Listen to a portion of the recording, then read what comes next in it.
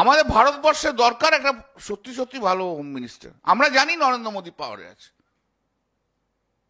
কিন্তু মোদীজিরও দেখা উচিত ওর চেলা কিন্তু বকে গেছে, একদম চেলা শেষ। মোদীজি আপনি 140 কোটি মানুষের কাছে আপনি দায়বদ্ধ, আপনি অমিত শাহর কাছে দায়বদ্ধ নন। যদি কিছু থাকেও ভুলে যান, পলিটিক্সে এরকম অনেক লোককে ভুলে যেতে, আপনিও ভুলে যাবেন।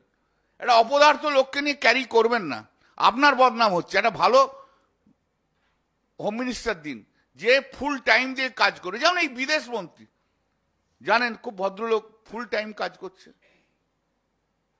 তেমনি একটা দিন একটা হোম মিনিস্টার যে রাজনীতি ফাজনীতির সঙ্গে অত বেশি ইন্টারেস্টেড নয়, নিজের লবি বার করার জন্য অভ্যস্ত নয়, একটা ভালো লোককে দিন।